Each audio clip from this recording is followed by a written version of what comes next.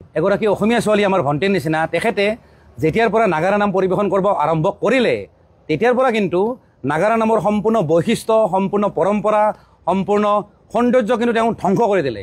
আপোনালোকে চাগে গম পাইছে তেখেত হ'ল কৰিশ্মা নাথ মানে পেপেপে। কৰিশ্মা নাথৰ বিষয়ে বা নাগাৰা নামৰ বিষয়ে যে চৰ্চা হৈ আছে তাৰ কাৰণে কিন্তু কৰিশ্মা নাথৰ ভুল নাই।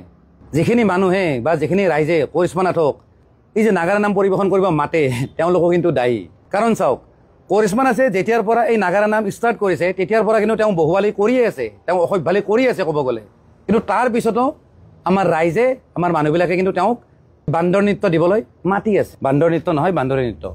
কথাটো হ'ল অকল কৰিশ্মা নাথক ট্ৰল কৰি লাভ নাই, আমি ৰাইজ বা আমি মানুহখিনি সজাগ হ'ব লাগিব। এনেকুৱা আৰ্টিষ্টক যাতে আমি প্ৰাধান্য নিদিওঁ, আমাৰ কলা সংস্কৃতিৰ ওপৰত যাতে আঘাত নানে, গতিকে সেইখিনি আমি ধ্যান দিয়াটো দৰকাৰ। কৰিশ্মা নাথক মই এটা কথা ক'ব খোজোঁ, আপুনি যিটো গান বিকৃত কৰিলে সেই গানটো লিখিছিলে কলাগুৰু বিষ্ণুপ্ৰসাদ ৰাভাদেৱে আৰু গানটো গাইছিলে ডক্টৰ ভূপেন হাজৰিকাদেৱে। গতিকে আপোনাক এটা কথা কওঁ, সস্তীয়া জনপ্ৰিয়তাৰ কাৰণে আপুনি যি টি কাম নকৰিব, নহ'লে অনাগত দিনত অসমীয়া ৰাইজে আপোনাক মাফ নকৰে।